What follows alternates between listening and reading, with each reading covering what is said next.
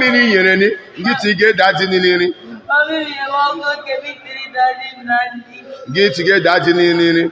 Ka daddy ni mene ngedi. Ka daddy ni nwo. Elekpeli nyi mekwere ni witogo ka o yere ni.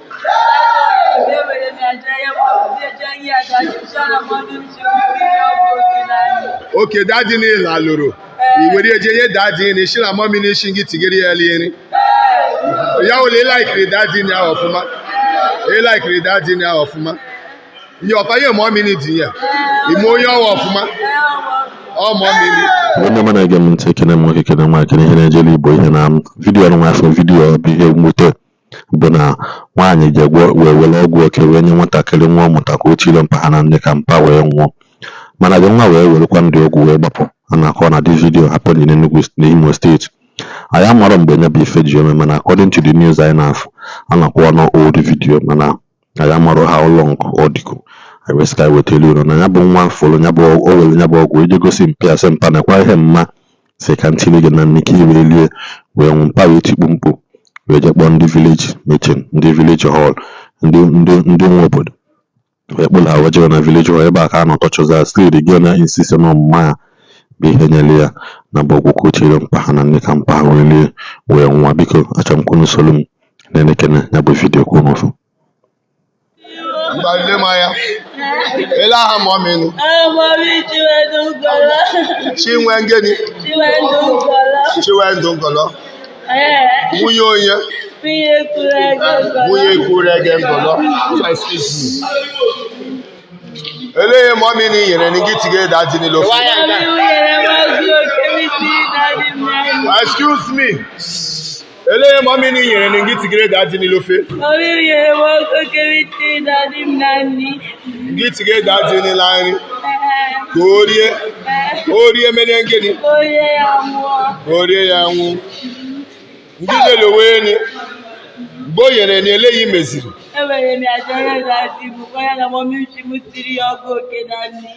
Gitigere ogo okeliri. Mommy ni a ishileshwa hia ngeni. Ele aha family e. Family abu ọmọ chekwa be ma ọmọ chekwa. Ọnwụ chekwa. Bịa chinwe. Ogi ye nwani. Ọgụ oke tigiri. Oye ye ni ọgụ oke tigiri. Wani nwai. Wani bịa. Bịa nga. Ata chinwe ahụ.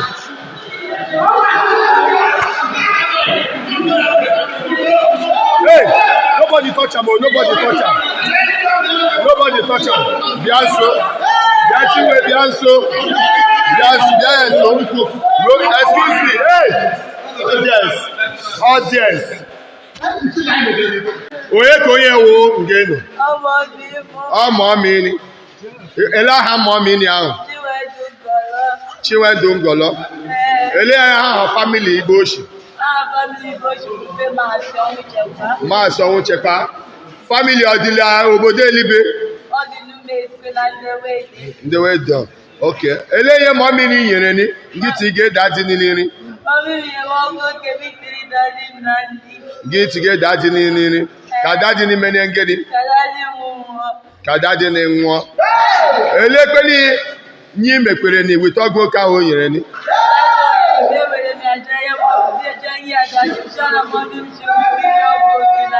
Okay, daddy ni la loro. Iwere eje ye daddy ni shira mommy ni shingi tigeri eli ni. Ya o le like daddy ni ofuma. E like daddy ni ofuma. Yo pa ye mommy ni diyan. Imo yo ofuma. O mommy ni. Okay, thank you. Bia lolo, eleyi nwere iku. Oye owoye to you.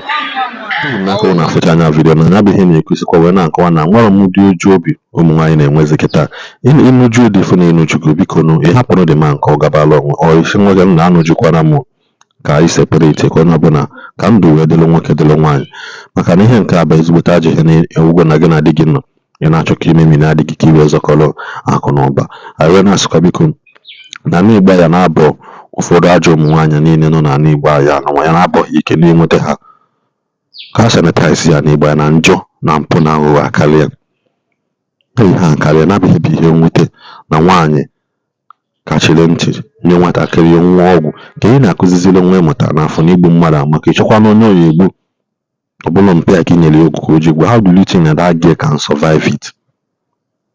I don't know if they na-ebe na di gị anwụọ na-eme ihe gburu di gị nwechinu na ụfọdụ ọnwụ na-anwụ na ana Igbo anyị ọ bụghị onye ezigbo nọ ndị nọ n'ụlọ bụ maka ndị na-atụ ilu tiri mgbe nwanne eziokwu na azụ oke nọ n'ụlọ gwara nke nọ n'ezi na azụ dị na ngịga ọ na-ebido gị ogbuwe n'ime ụlọ ndị esi ya batanyela gị aka wee gbuchinata asị m ka ọ dịrị Igbo na mmadụ nwoke mmadụ nwaanyị mma onye isi na-echa vidiyo biko subscribe na this channel gbuo notification ka ị na-enweta notification mgbe ọbụla achịrị vidiyo ọfụ nke kachasị mkpa subscribe cha itinye your comment na the comment section like ya this post share ya ka anyị nwee na mgbe ọzọ